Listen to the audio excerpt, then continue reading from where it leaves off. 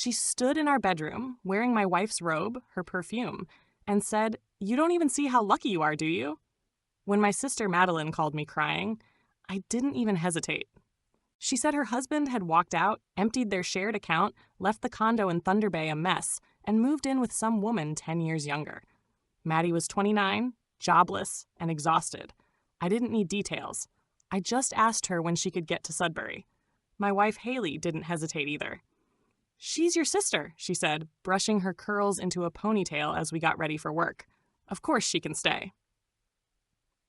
We told ourselves it would be for a few weeks, a month, maybe 2, just until she got back on her feet.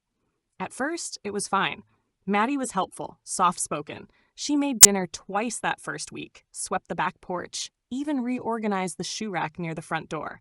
Our daughter Jenna, 6 years old and sharp as ever, loved having her aunt around. They played Uno after dinner, braided each other's hair. It felt like family. And then it didn't. The changes started small. I walked into the pantry one morning to find it completely rearranged. Maddie had labeled the shelves with sticky notes: cans, grains, snacks, breakfast. The baking supplies Haley kept in the bottom drawer were moved to an upper cabinet. Our mugs were swapped out with wine glasses. I brought it up. Haley just smiled. "She's trying to feel useful," she said. "Let her have something to control." I didn't argue, but something about it stuck with me. Maddie didn't ask. She just decided. The next shift came a week later, when Haley walked into our bedroom and froze. "Is that my sweater?"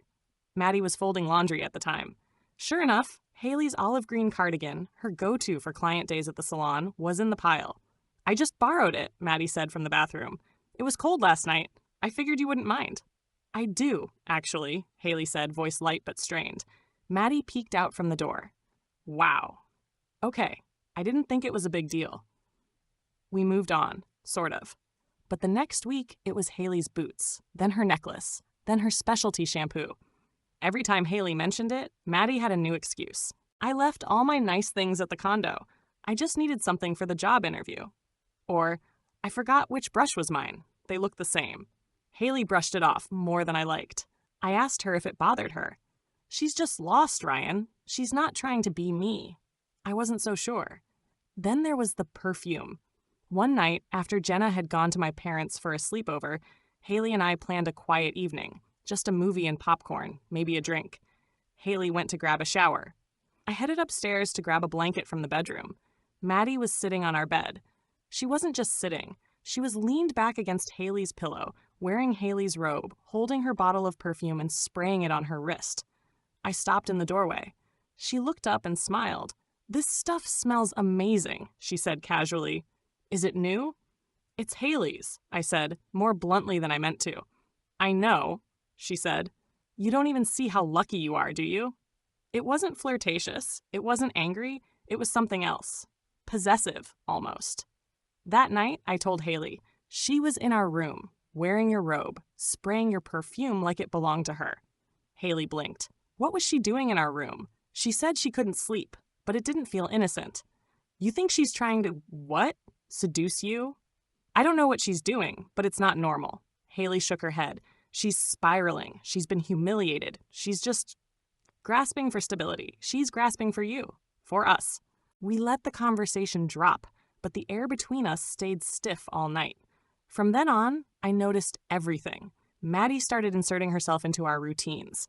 If Haley and I talked about bills, she chimed in with her opinion.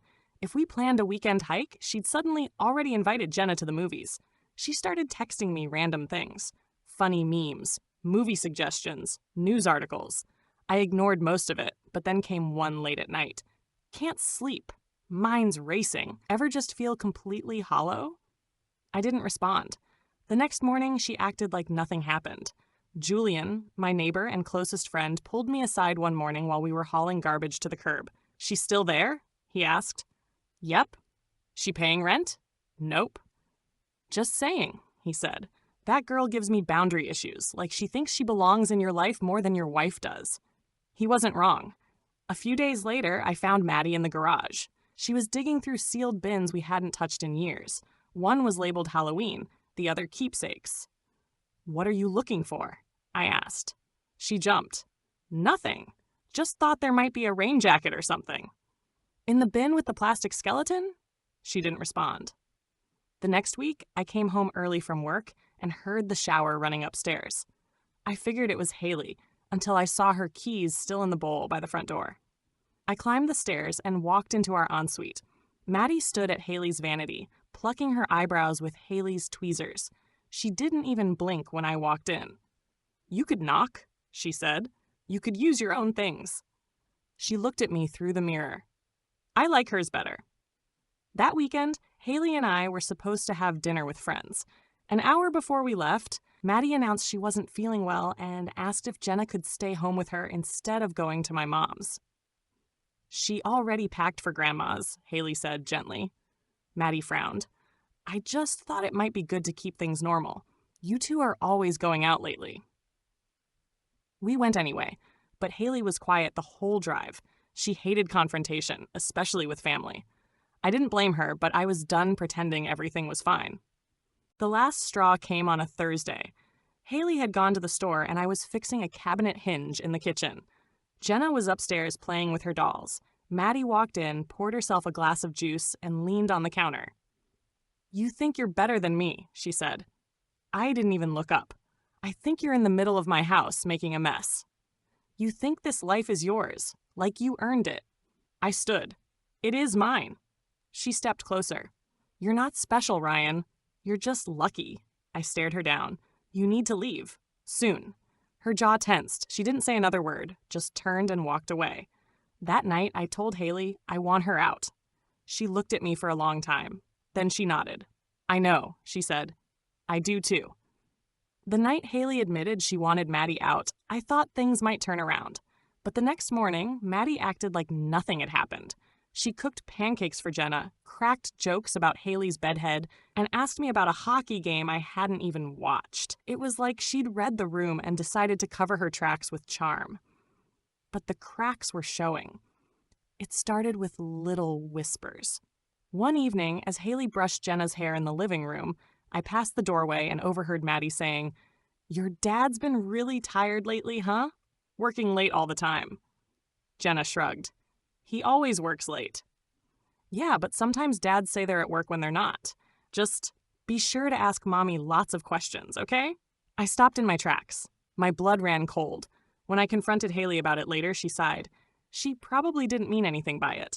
"She's planting seeds," I said. "She wants Jenna suspicious of me." Haley rubbed her forehead. "She's my sister-in-law. She wouldn't." "She already is." Julian was the first person outside our house to notice something off. He came by one Friday night with a 6-pack. Maddie opened the door before I could. "Ryan's busy," she told him, leaning on the frame. "But I'm always up for company." Julian raised an eyebrow. "I'll wait for him." When I came out, he pulled me aside on the porch. She just gave me this weird grin, like she was daring me to say something. "That's Maddie," I muttered. Julian shook his head. "You sure she's not trying to wedge herself between you and Haley?" "She is. I just don't know how to prove it." Proof came sooner than I expected. One afternoon at work, my coworker Rena stopped by my cubicle. "Hey, about that dinner invitation, I don't think it's a good idea." I blinked. "What invitation?" She frowned. "The one you sent me, last night." "I didn't send you anything." Rena pulled out her phone and showed me. It was an email from a Gmail address with my name on it. Ryan Dubois Personal. The subject, "Dinner tomorrow night? Just us." It even had my signature line copied at the bottom. My stomach dropped. "Rena, I swear to God I didn't write that." She studied my face. "I believe you, but someone's playing games." I knew exactly who. That night, I checked the family laptop we kept in the kitchen. Maddie had been using it for job searches, or so she said. I looked through the browser history. There it was. The fake email account, still logged in. My hands shook as I scrolled through the sent messages. She'd emailed Rena twice. She'd also emailed one of Haley's coworkers, pretending to be me, with some vague, "thanks for covering for me" message. She was trying to make me look shady. I confronted Haley that night. "She's impersonating me." She emailed Rena asking her to dinner. Haley's eyes widened. "Are you serious?" "Dead serious. I saw it with my own eyes." Haley sat down hard on the couch. "Why would she do that?" "Because she wants to break us apart. She's setting me up to look like a cheater." Haley shook her head. No, that's insane. She wouldn't. She already has. Haley rubbed her temples. Ryan, she's my sister-in-law. She's broken. She's not evil. I snapped. Stop defending her. She's tearing us apart, and you're letting her. Haley flinched like I'd slapped her. The very next night, the trap sprung. Haley stormed into the living room while I was watching TV. Who's Rena? She demanded. I froze. She's my coworker. Why? Don't play dumb. Maddie told me everything. She saw the emails. She wrote the emails, I shouted. Haley crossed her arms. So now you're saying Maddie forged them? Yes, that's exactly what I'm saying. She wouldn't do that, Ryan. She's been in our bedroom, wearing your robe, spraying your perfume. She's in my emails. How much more do you need before you believe me? Haley's face crumbled. I don't know what to believe anymore. That night, I didn't sleep. I sat in the kitchen, staring at the glow of the fridge light, replaying every conversation, every subtle manipulation. Maddie was good. Too good. She'd managed to flip Haley against me in the span of a month. When she came down for a glass of water, she didn't even look surprised to see me awake. You okay? She asked, feigning concern. No, I said flatly. She poured herself a drink, sipped it slowly, then leaned against the counter. You know, sometimes people drift apart. It's nobody's fault. It just happens. I clenched my fists. This isn't going to work. She tilted her head. What isn't? Whatever game you're playing. She smirked faintly. Then maybe you're just bad at playing. I called Julian the next morning. I need your help, I said. I think she's behind all of it. The emails, the whispers, the tension with Haley. I just don't know how to prove it. Julian didn't hesitate. All right, let's catch her. 2 days later, he got his chance. We'd gone out for coffee, and Maddie stayed behind with Haley. When Julian came back to grab his phone charger, he saw Maddie in the living room with Haley's unlocked phone. She was scrolling quickly, then deleting messages. When Julian cleared his throat, she looked up, startled. Just checking something for Haley, she said. Julian told me immediately. That was the crack I needed. But the damage was already deep. That night, Haley asked me point blank, Are you cheating on me? The question knocked the air out of my chest. Haley? I said carefully, I have never, not once, cheated on you. Everything Maddie's been saying, it's lies. All of it. Her eyes welled up. Then why would she make it up? Because she wants your life. Piece by piece. She wants your clothes, your perfume, your place in this house. And if she can't get it, she'll settle for tearing it apart. Haley covered her face with her hands. I can't do this. You have to choose, Haley, I said, my voice breaking. Do you believe me, or do you believe her? She didn't answer. That night, I slept on the couch. From upstairs, I heard Haley crying softly. Then silence. Then Maddie's voice, low and soothing, like she was the comforting one. My fists clenched around the blanket. She was winning. And unless I found a way to prove it beyond doubt, I was going to lose everything. The next few days felt like living with a stranger. And I don't mean Maddie. I mean Haley. She moved like herself, talked like herself, kissed Jenna goodnight, like always. But something behind her eyes had changed. Every time she looked at me, it was like she was second-guessing who I was. And Maddie noticed. That was the worst part. She didn't gloat. She didn't need to. She just hovered, quiet, helpful, overly attentive to Haley and Jenna, like she was already preparing to take over when I inevitably self-destructed.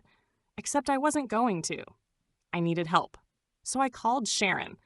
Haley's mom didn't like drama, but she hated manipulation even more. I didn't tell her everything on the phone, just that things at the house were tense and Maddie was staying longer than expected.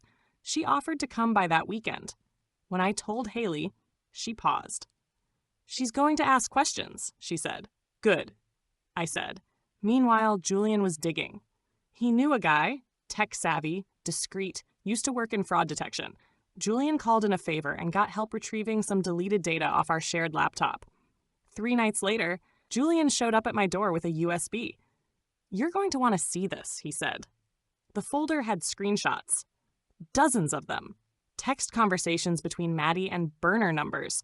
Messages sent to Haley's phone, pretending to be concerned friends warning her about me. You need to watch your husband. He's too friendly with that girl at work. Saw Ryan with a woman at a bar last weekend. Seemed flirty. There were 5 different numbers, all prepaid.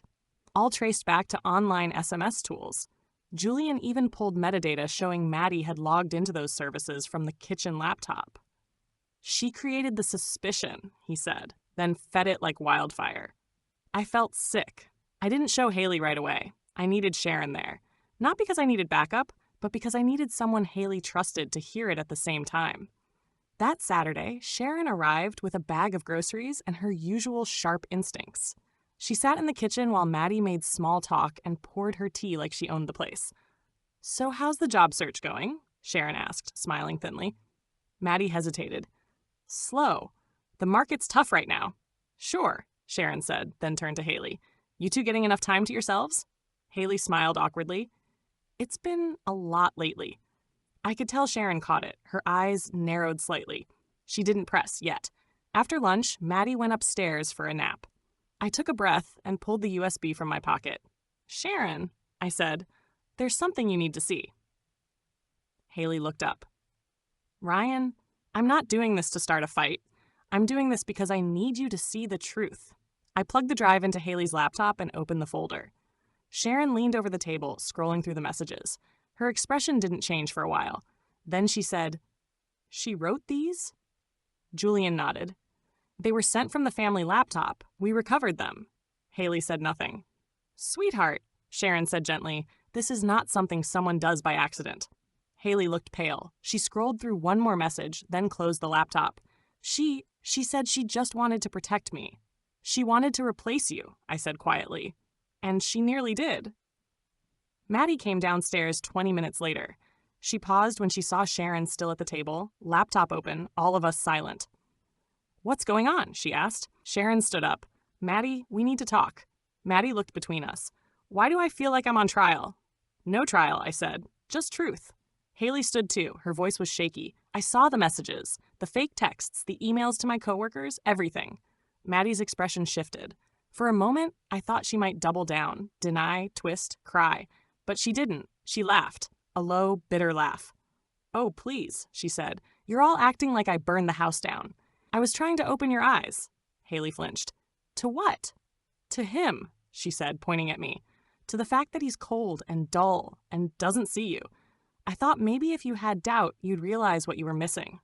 Sharon stepped forward. "What you did, Maddie, was violate trust. You abused their kindness, and you're leaving. Today." Maddie blinked. "You're kicking me out?" "No," Sharon said. "They are. I'm just helping you pack." That evening, Maddie slammed her bedroom door and stayed in there for 3 hours. When she came out, she had 2 suitcases and a trash bag filled with clothes. She didn't say goodbye to Jenna. She looked at Haley, her voice clipped. "You'll regret choosing him over me." Haley didn't respond. I opened the door. Maddie stepped out, muttered something under her breath, and was gone. The silence afterward was heavy. Jenna had sensed something. She didn't ask why Aunt Maddie was gone, but her drawings changed again. No more stick figures holding hands, just rain clouds and empty spaces. That night, Haley sat on the edge of our bed, twisting her wedding ring in her fingers. "I feel like I failed," she said. "You didn't." "I should have seen it sooner." "She knew how to stay just beneath the surface," I said. "That's what manipulators do." She looked at me. "You're not going to say I told you so?" "No," I said. "I just want us back." Haley exhaled shakily. "I don't know how to trust myself again." "Then trust me, until it comes back." The next morning, she made pancakes. We sat at the table as a family, me, Haley, and Jenna, and it felt like the room had cleared of something heavy. But healing wasn't instant. It was awkward. We second-guessed each other, spoke carefully. We were rebuilding, one conversation at a time. When Maddie left, it wasn't dramatic.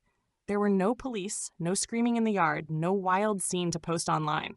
She just walked out the front door with her bags, climbed into the Uber Julian had called, and didn't look back. But the real fallout didn't start until the silence set in. The silence between me and Haley. The silence in Jenna's drawings.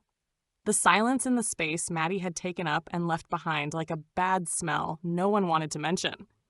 We didn't talk much that first week. Not about Maddie, at least. Haley kept herself busy, cleaning things that didn't need cleaning, organizing drawers we hadn't opened in years, calling her mom every evening. I stuck to work and bedtime routines with Jenna. We moved like 2 people trying not to bump into a bruise. But one night, about 10 days after Maddie was gone, Haley sat down across from me at the kitchen table after Jenna had gone to bed.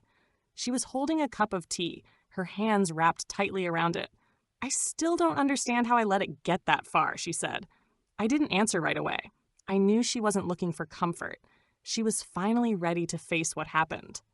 "I kept defending her," she said. "Even when it felt wrong, even when I was uncomfortable. I told myself it was just my own insecurity." "She worked hard to make you doubt yourself," I said. "You weren't weak. You were trusting."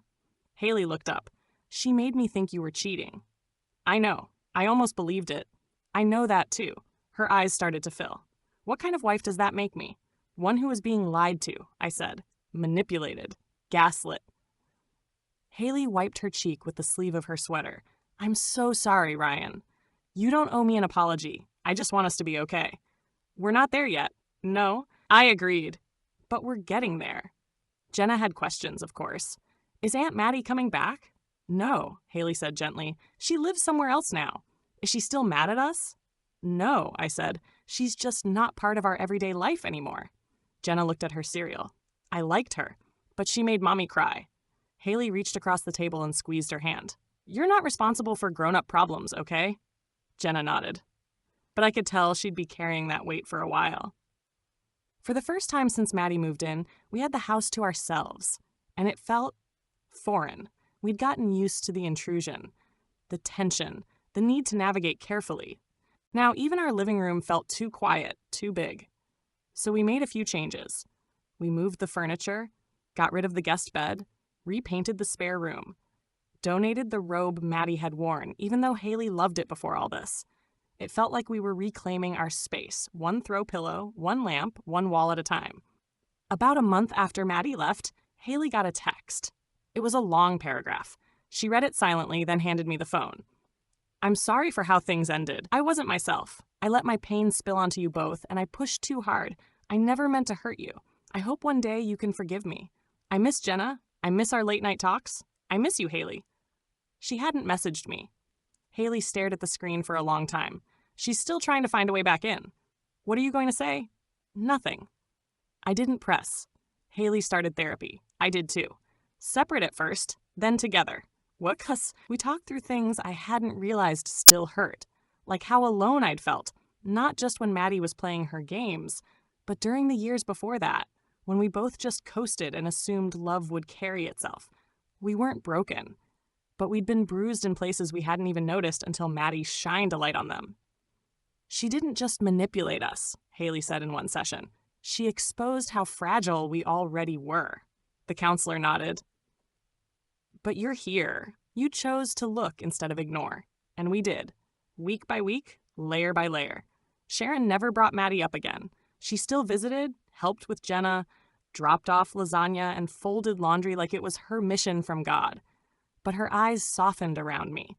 There was a new respect there, like she saw me as someone who didn't give up, even when her daughter did. Julian never said I told you so, but the smirk in his eyes said it plenty. He did, however, help me set up a digital safety net, 2FA, password managers, secured emails. "We let her in once," he said. "Doesn't mean you have to leave the door cracked forever." Maddie did try to contact Jenna once. Sent her a postcard with a drawing of a lighthouse on the front. Inside, it just said, "I hope you're still drawing. I miss your laugh. Love, Aunt Em." We didn't tell Jenna. We never showed her. Haley shredded it that night, then cried in the bathroom for 20 minutes. It was grief. Grief for a version of Maddie that probably never existed in the first place. One rainy evening, Haley and I were sitting on the back porch watching clouds roll across the trees. Jenna was asleep. The dishes were done, and the storm outside made everything feel quiet in the best way. "I still feel guilty," Haley said, her voice low. "About what?" "Letting her stay. Letting her into our marriage. Letting her mess with my mind. You don't need to punish yourself forever. I just wish I'd listened to you sooner." I nodded. "I wish I'd spoken up sooner. I knew something was wrong that first week." She leaned her head on my shoulder. "She almost replaced me, Ryan." "She didn't. But she wanted to." "I know. And that's on her, not you." We sat like that for a long time. No music, no screens, just us. Something we hadn't done in months. Months turned into a year. We hosted a backyard barbecue, just a few friends, some burgers, music on low. At one point, Haley was standing by the grill, laughing at something Julian said. Jenna was chasing bubbles with one of the neighbor's kids. I was holding a beer, watching them both. And for a moment, I thought of Maddie. A reminder of what we almost lost and what we refused to give up. Thank you for listening. If you enjoyed, please like, share, and subscribe for more content. If you want to share your stories, please comment below. Additionally, what is your opinion on the poster's decision?